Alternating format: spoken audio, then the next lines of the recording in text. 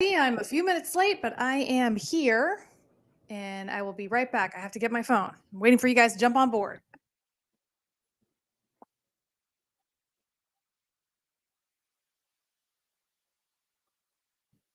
All right. Okay, I'm here. So I'm going to wait for you guys to jump on board, give you a few seconds. Tonight is the Thanksgiving special on Cosi Talks Live. I've done this every year since I started broadcasting this show. I kind of put out an APB out there for everybody just to kind of drop in the comment section and tell me, what they're thankful for. And you guys never disappoint, never disappoint. So I'm so thankful for all of you who took the time to write down what it is that you were thankful for. And we're going to be sharing some of those comments here tonight.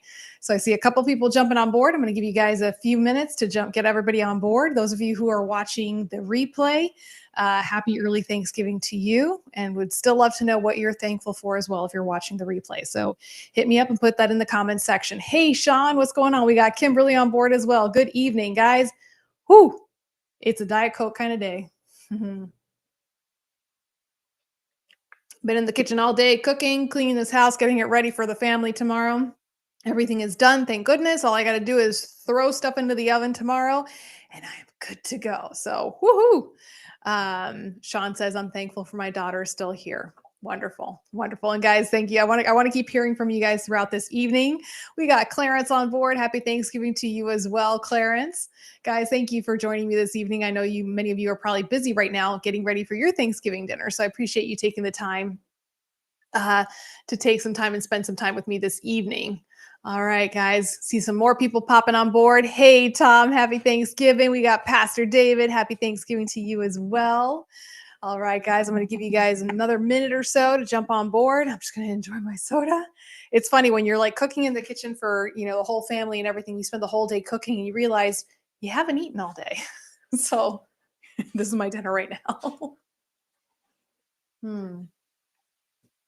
Clarence says that he is thankful for family and the amputee community for life. Hey, Lori, blessed Thanksgiving to you as well. Hey, Liz, we got Liz coming in from the West Coast. We got Alexis, thankful for her animals, dad, and animals. Oh, that's wonderful. So, guys, I'm going to kick it off right now. For those of you who are watching me for the first time this evening, welcome. My name is Cosi Belloso. I'm a physical therapist, amputee specialist here in Tampa, Florida. Been a PT now for a little over 20 years, and I am very, very, very thankful for the profession and the vocation that I have as a physical therapist. So this evening, it's a little different. We've got our Thanksgiving special, so I'll be reading out all the wonderful comments. I've got 2 pages of comments here, guys, that you guys left for me in those posts that I put out there to see what you were thankful for in Thanksgiving. I know that some of you are new to being an amputee, some of you are veteran amputees, and some of you fall in the middle. But there's always something to be thankful for. And those of you who are kind of going through a tough time right now, hopefully tonight will give you that little bit of spark of hope there. All right, East Coast Liz. I am so sorry, East Coast Liz. I'm sorry. I don't know, for whatever reason I thought you were in California, Liz. The wrong East Coast Liz. Thank you for reminding me.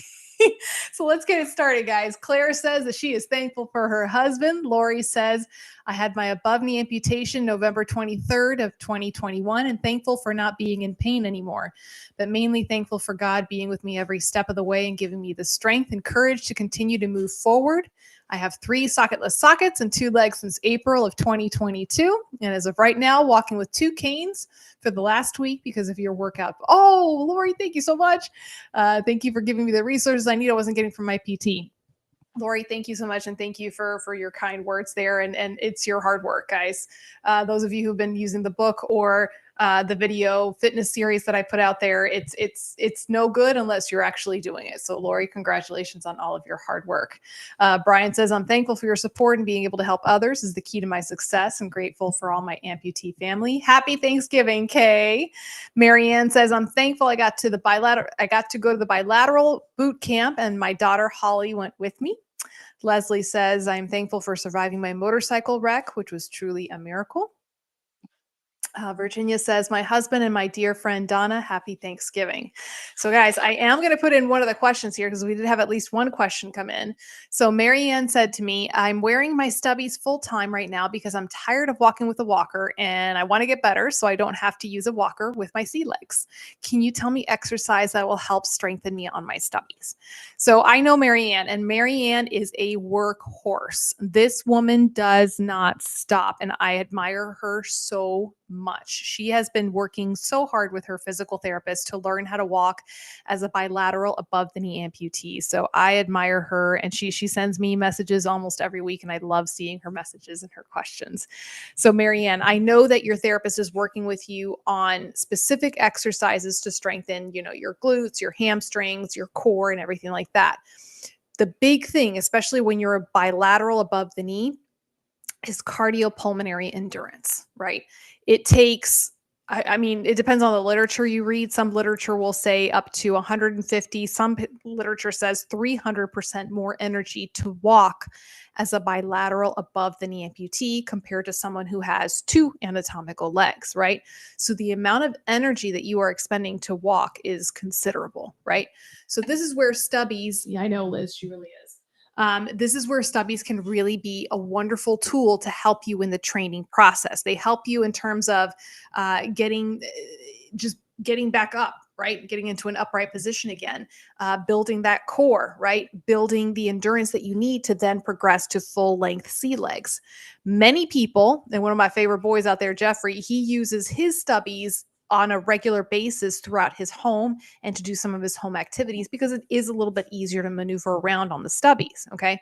So, Marianne, what I'm thinking for you is you need a cardiopulmonary endurance program, like in addition to all the strengthening that you're doing with your physical therapist. Okay. And I've covered this briefly before on the show, but I'm always happy to kind of go through this again, guys. Whether you are a high end marathon runner, or on the other end of the spectrum, you are somebody who's waiting to get a heart transplant, right? Your cardiopulmonary endurance program actually looks somewhat similar, right? And I've been actually working with my dad. My dad's been in poor health lately, and we're in that process of trying to get his recovery going. And I was explaining this to my dad, where he was just like, "Why is it so exhausting for me just to sit up in a chair, in a wheelchair, for more than half an hour at a time?" Okay, it's the cardiopulmonary endurance. And if you remember, guys, your heart, your cardiac, your heart is made up of muscle. It's cardiac muscle, specialized cardiac muscle. And you train the cardiac muscle the way you would train other muscles in your body. You have to slowly increase the load and challenge it to get that endurance going, right? All right, so let's see what people are saying. Hey, Ashley, what's going on? Chuck is here from Wyoming. Welcome, Chuck.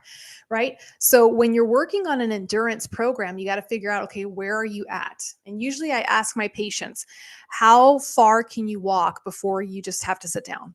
Is it 100 feet? Is it 150 feet? Is it maybe only 20 feet? And I try to figure out what is their standpoint. So let's just take a nice, easy number like 150 feet, right? According to Medicare guidelines and stuff like that, 150 feet is approximately the distance that you need to be able to get around your home, from one end of your home to the other, right? It's about the space that if you can do 150 feet, that means you can make it to your bathroom, you can make it to your dining room in those short distances. Hey, Denise from North Carolina, thank you for joining us. There's my Tar Heel right there. Okay, so let's say the person tells me I can walk 150 feet, but then I get exhausted. So usually what I would do with patients like that is I would set two chairs, right? 100 feet apart. And sometimes I might have to go outside. Back when I worked at the home health days, I would go outside to the patient's sidewalk and I would get two chairs and put them 100 feet apart. And you're like, well, why would you do 100 feet if they told you they could walk 150 feet? And I go, well, 150 feet is when they're tapped out, they're done, they can't do any more. I don't want to push them to that point, right? I want to push them to that right underneath that point, right? So if a person tells me I can walk 150 feet, then I say, okay, we're going to do 100 feet. And after 100 feet, you're going to sit down and rest. Whether you think you need it or not, you're going to sit down and rest. And in those cases, I'll monitor the heart rate, I'll monitor their breathing, right? Until they return down to baseline. Once they're at their baseline heart rate and respiratory rate, then I say, okay, time to get up, walk another 100 feet, and sit down. Okay. And we'll do that. And I'll keep a log, guys. And this is where I really feel like just the old fashioned pencil and paper, keeping a log of what you're doing helps you really determine how hard to push yourself and also if you're making any progress. Right. So for those of you who are at that stage where you're kind of getting along on your prosthesis and you're starting to kind of move along a lot, but you're still struggling with that endurance, right? This is where a physical therapist can come in handy to help you build that endurance with a specialized program. Okay, so going back to that example, once my person can walk 100 feet a couple of times a day, then I'll say, okay, now let's increase the distance little by little. So if the person can walk 100 feet 5 times, right, that's 500 feet a day, right? That's a lot longer than just doing 150 feet max and then collapsing. Does that make sense, guys? All right, let's see what we got going on. We got Susan coming in from Canada. Marianne, I'm talking about you, girl. You said you made 168 feet today on my stubbies, and it was so hard. So, Marianne, you're actually coming in at that distance that I was making an example of. Okay, so Marianne, if at 168 feet you are done, tapped out, stick a fork in you, you're done. Okay, let's bring it down. Right? Let's bring it down to 100 feet. 100 feet, Marianne. So that's what I want you to do. I want you to find a distance of 100 feet, preferably in a straight line. So, if you can go out on your sidewalk safely, Marianne, and do this in your front yard and your sidewalk, that's the best way to do it, Marianne. Right. And you start by doing 100 feet distances and making yourself sit down. If the first day, all you can do is just 2 sets of 100, guess what? You just walk 200 feet, which is more than that 168 feet in one distance. Does that make sense? I think a lot of times, and sometimes even physical therapists sometimes forget this, we try to push our patients so hard to make that long, long, long, long, long, long distance, right? And in some cases, like when you're having someone who's recovering from a total hip replacement, a femur fracture, something like that, I might take that approach where I'm just like, okay, let's get that distance, let's get that distance, let's get that distance. But when I'm really focused on building someone's cardiopulmonary endurance and strength, right? I'm going to cut the distance back and do it several times. Okay. And again, you're challenging that cardiac muscle to work. And guys, a lot of times when you're training for some of these races, for example, when you're training for marathon races, sometimes you'll break up those distances and build them up slowly again in the same manner. All right. Patrick says some self reports did patients.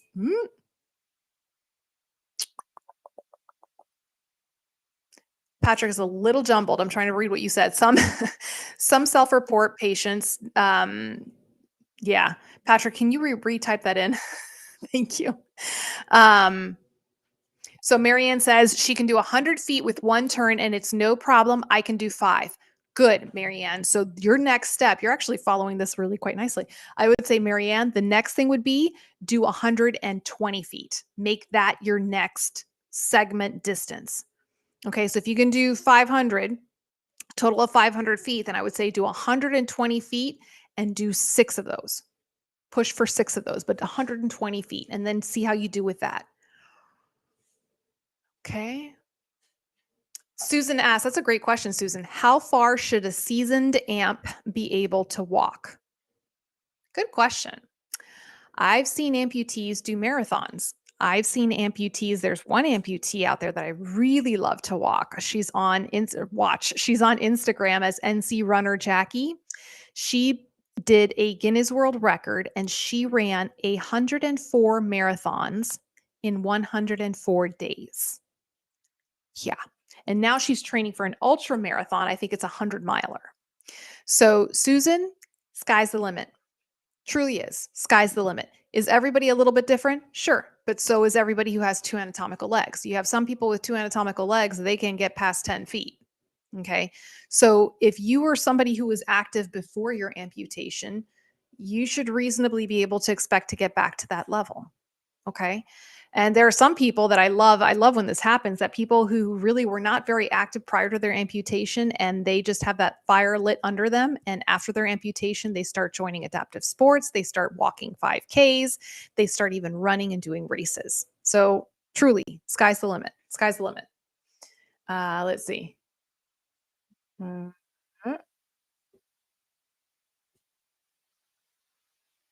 David says, I'm thankful that I still have the wonderful capacity to be thankful for God, my life, my wonderful wife and family, wonderful friends, and a whole plethora of things. With thankfulness comes great humility. Thankfulness comes through a determined heart of love. Thank you for sharing that, David. Happy Thanksgiving to you, Paul. Oh, and Paul, I just wanted to let you know those sandals that you were admiring, they come in your size. Let's see. Patrick says self-report patients include perceived rate of exertion and talk test. Yes. So, guys, a couple of things that I use, and thank you for bringing that up, is the dis. Ooh. I've been a PT for over 20 years and I still get tongue tied when I say dyspnea. The dyspnea test that I do. So, what I tell people is you take a deep breath in and then you count to 15. 1, 2, 3, 4, 5, 6, 7, 8, 9, 10, 11, 12, 13, 14, 15, right? And I was able to do that all in one breath, right? So on the dyspnea index score, we consider that to be a score of 0. The first breath doesn't count. Okay. So for some of you, it might take you 2 breaths to count to 15. It might take you 3 breaths to count to 15. That is a really good measure to see your baseline level. So, for example, at rest, if you're a healthy individual, meaning you don't have any cardiac issues or any lung issues, you should be able to count to 15, taking a deep breath in with 1 breath. Okay. So let's say you get up, let's say Marianne gets up and she walks those 150 feet, and then it takes her 3 breaths to count to 15. She knows that she's, exerted herself. So she needs to wait until her breathing comes back down again and she's able to do the count to 15 with 1 breath. Okay. So that's one of the tricks that we use, it not one of the tricks, one of the tests that we use as physical therapists to see, okay, are our patients exerting themselves enough, too much, too little? How much do we push, or do we pull back and have them rest? Let's see. Donald says he just got casted for a new socket today and also going to try the seal in suction type socket. Awesome. Uh, Andrea, there's my occupational therapist. She says, I am thankful for all that I have learned here. My physical therapy partner has had time off. I've had an 83-year-old gentleman in for a BK prosthetic training, and I felt comfortable as an OT working on the basic drills.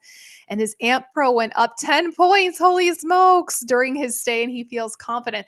That's huge, Andrea. This is with a 30-degree knee flexion contracture, all about the proprioception. Oh, thank you for that, Andrea. I love hearing that. Love hearing that. Can't wait to see you at that course. Guys, I am so excited. I get to go take an amputee course, education course in the beginning of first weekend of December with a physical therapist that I really admire. His name is Scott Love. He teaches out of the University of St. Augustine, and he's giving a course as clinicians and PTs and nurses and doctors, we got to take continuing ed courses to keep our license active. And it's really hard to come across an amputee course. So I'm so excited about that. And I get to hang out with Andrea to boot. All right. Let's read some of the things here else that you guys said that you were thankful for. Ashley says, I'm thankful for my family and friends. I'm thankful that 5 years after my initial amputation, I am healthy. I am thankful that I have colleagues that care if I am safe at school and that things are accessible. And Ashley is one of those humans with wings that you can't see because she is a special education teacher. So I am thankful that we have teachers like Ashley out there who work so hard. Juana says, I am thankful for my wonderful family. Patrick says, I'm thankful for COSITALKS. And guys, I'm thankful for guys like Patrick and Paul and Andrea, colleagues that are just amazing at what they do. Jim says, I'm thankful for my life. Paul says, I'm thankful for the love of family and friends like you. Lawrence says, I'm thankful for my weight loss journey. All right, let's see what we got going on here. Thank you, Ilyas. I appreciate that. Susan says, I was active prior to amputation, but poor socket fit has caused me to slow down. Yes, Susan. And I know you've had quite a bit going on with your sockets. And again, I know you had a little bit of a hiccup not too long ago, and hopefully you can get that resolved now with that new socket with your prosthetist. So she says, I can count no problem to 15. Right. So that would be your baseline, Susan. And you should, like I said, if you're a reasonably healthy individual, you don't have any heart problems, you don't have any lung problems, COPD or anything like that, you should be able to count to 15 with 1 breath. What's good to know is when you're starting to work and exert yourself, right? If you're hitting up of taking 3, 4 breaths to get to 15, that means it's time for you to take a rest. And then rest until the point where you can count to 15 again with one breath. Hope that makes sense. I know, Andrea, next week. Woohoo! Ashley says, thank you, but it is a privilege to be a teacher. And Susan's going to her prosthetist tomorrow. Okay, there was another question here, guys. Hang on.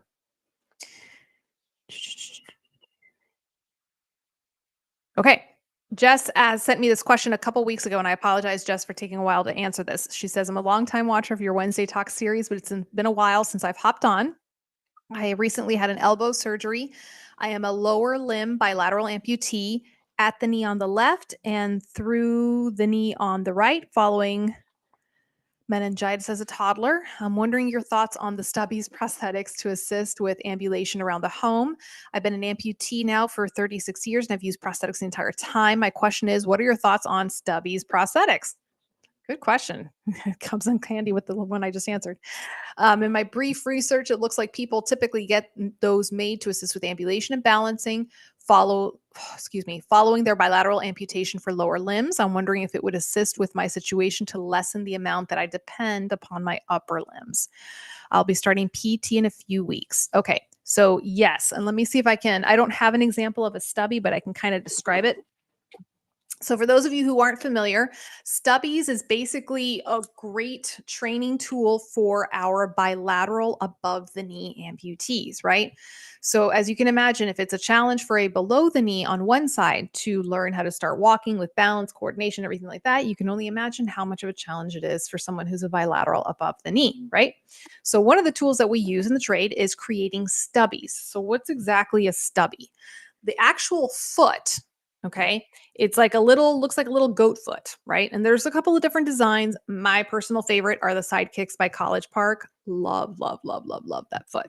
So it's like a rectangular foot, and the one for Sidekicks has like a nice tire tread on the bottom, and it also has the ability to move a little bit, right? So what the prosthetist will do is they will construct a socket, just like this one, and then they'll just attach the stubby foot underneath, directly underneath the socket. No knee joint, no pylon, no leg, just that foot right underneath, right? So the reason for this is to give the person the opportunity to start getting upright into a weight-bearing position, right? Without the stress of being hiked up so high, right? So the way I kind of try to think about it is, if those of us who have two anatomical legs, if you put us on 6-foot stilts, right, we'd be in a lot of trouble. However, if you put us in 1-foot stilts, right, it'd be a little easier to kind of manage and learning how to walk on those 1-foot stilts before progressing to much taller ones. So it's kind of the same concept with using stubbies with our bilateral above the knee patients, right? We want to give them the chance to be upright, to get used to that new center of gravity, which for them, we're keeping it nice and low to the ground to make it easier for them to balance, right? We're teaching them all the same exercises that you start off with a below the knee or a single side above the knee patient, all those exercises on proprioception that Andrea just mentioned, right? And you're going to start with the core. You start activating the core because they're nice and upright. You start activating that coordination, right? And also endurance training, which is what we just talked about a few minutes ago. So I am a huge fan of using stubbies. And as I mentioned also a little bit at the beginning of the show, some folks, after they progress to using full length legs as bilateral above the knees, they will keep their stubbies with them. Okay, because sometimes it's just easier to maneuver around the home with stubbies. Or like my favorite example, Jeffrey, when he was mowing the lawn, right? He uses his stubbies because it's obviously a lot easier to traverse that uneven terrain on your grass with pushing a lawnmower while you're wearing your stubbies. So yes, huge fan of stubbies. All right. What's up, Mark S? What's going on? All right. There was a couple of more comments that I wanted to pick up here. All right. So we got a couple more of the thank you comments. So Dan says he is thankful for Jesus Christ, my Lord and Savior. Kay says, I am grateful for this life, Cosi, all the ups and downs and the ability to be able to manage it as best I can. Also grateful for you reaching out to launch my amputee life after 3 years. I am finally knowing how to advocate for myself. And that makes me so happy to hear that, Kay. Allison says, I'm grateful for walking better, almost unassisted, getting back to exercise class, less messing up. Sandy says, I am thankful for the best friends in the world. Racine says, I am thankful to be alive. Ron says, thankful to have met you. I'm glad you have a bunch of folks that are doing much better. And maybe after I get straightened out, I'll be able to join in. Well, it's never too late to join in, that's for sure, Ron. Okay. All right, guys. So I think, let me just kind of scroll through back here, make sure I got all the questions. All right, guys. So it's a little bit of a short and sweet night this evening, but I do want to say thank you, guys. I'm actually right around this time. A lot of people don't know this, but the show, the ability for me to run this show is dependent upon the generosity of my sponsors. So I am so grateful for the sponsors that I've had this year: Prosthetic and Orthotic Associates of Tennessee, TMR Nerve, Click Medical, and College Park Industries, and the sponsors that have come in the previous years. And right around this time of year is when I'm kind of hunting around to see who's going to be my sponsors for the following year. And I'm happy to say that so far I have enough sponsors that I'll be able to continue doing this show in 2023. And for that, I am so grateful to be able to continue my work as a physical therapist and my vocation as an amputee specialist and doing this show and bringing you this information and education. And I am grateful, obviously, for my health and my family and my faith for this year. It's been a interesting year in our household. So I am grateful to be here, to be healthy, and to be with you all. And thank you all who are watching this evening, who took the time to be here. I know you're busy with your families and getting dinners ready. So thank you all for your support of this show and for allowing me to continue doing what I love to do. So with that being said, I am going to go ahead and finish cleaning my kitchen, which is a hot mess right now after all the cooking I've been doing all day. And guys, truly wishing you and your family a very blessed Thanksgiving. And I'm really looking forward to seeing you guys for the next show. We've got lots of fun planned. And that's all I got to say for now, guys. All right. With that being said, God bless you all. And I will see you same bat time, same bat channel next week.